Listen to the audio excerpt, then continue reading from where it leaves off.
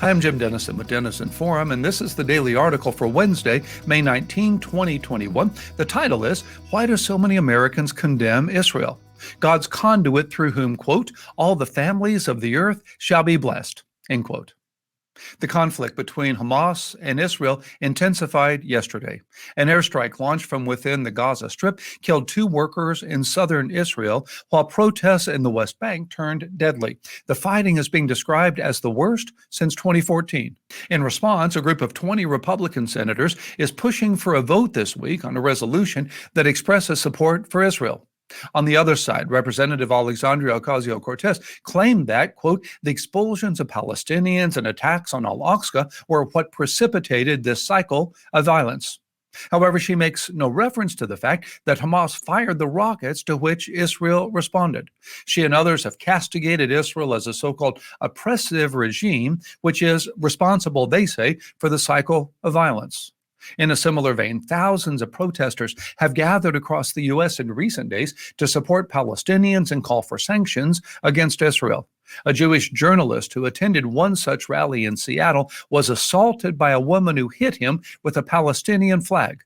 A Jewish counter-protester was attacked as well. His Israeli flag was stolen, stomped on, and burned. There was a time when support for Israel was nonpartisan. For example, President Harry Truman, a Democrat, was the first world leader to recognize the state of Israel, doing so only 11 minutes after it was created in 1948. In the decades since, however, a narrative that condemns Israel and American support for the Jewish state has become extremely powerful in our culture. This narrative also illustrates our week-long theme on the power of ideas and the urgency of biblical truth. Edward Said may be the most important American intellectual whom most Americans have never heard of. He was born in Palestine in 1935 to an American father and a Lebanese mother. He spent his boyhood in Cairo and Jerusalem, fluent in English, French, and Arabic. He graduated from Princeton and later received his Master of Arts and Doctor of Philosophy degrees from Harvard University. Said joined the faculty of Columbia University in 1963, working there until his death from leukemia in 2003. He was a visiting professor at Yale University. He lectured at more than 200 other universities in North America, Europe, and the Middle East. He was also an accomplished pianist and music scholar. However, his 1978 book, Orientalism, was especially significant. A review this week noted that it is, quote, routinely hailed in lists of the world's most influential books. In it, Said makes the claim that the West views the East through a prejudicial, patriarchal, colonial lens. Western biases, in his view, stereotyped the East as inferior and primitive and served to justify the colonial ambitions of the U.S. and European powers. This narrative has become enormously influential in intellectual circles and has especially framed the way many view Israel's conflict with the Palestinians and America's support for Israel. In a 2013 article for the World Affairs Journal, scholar Joshua Moravchik stated that Edward Said, quote, transformed the West's perception of the Israeli-Arab conflict, end quote. After exposing numerous errors of fact and logical fallacies in Orientalism, Moravchik notes that Said's position on Arab-Israeli issues nonetheless, quote, came to dominate Middle East studies. Well, Said stated that he was so-called horrified by the terrorist acts, quote, Palestinian men and women were driven to do. He blamed Israel, which had, quote, literally produced, manufactured the terrorist. As a result of Edward Said's influence and that of other anti-Western intellectuals, it has become conventional wisdom for many that Jews in Israel are the oppressor and Palestinians their victims. The horrifying rise of anti-Semitism on U.S. college campuses and around the world is a direct result of this narrative.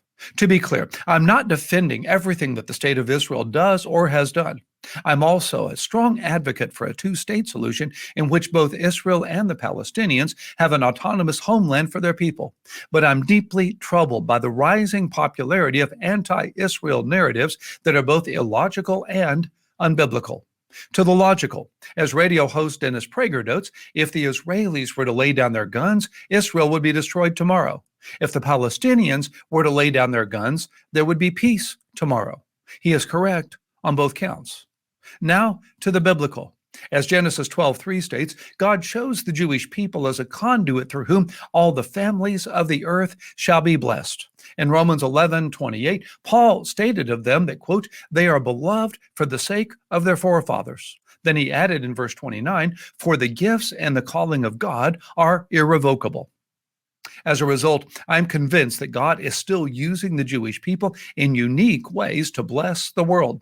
For example, though Jews comprise only 0.2% of the world's population, they've been awarded 22% of all Nobel Prizes between 1901 and 2020.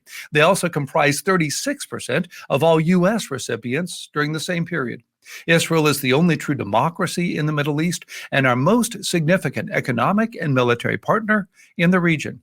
At the same time, I know that the Jewish people need Jesus. Being Jewish is not enough. As Jesus said of himself in John 14:6, I am the way and the truth and the life. No one comes to the Father except through me. This is why Peter proclaimed before the Jewish ruling council in Acts 4:12, there is salvation in no one else, for there is no other name under heaven given among men by which we must be saved.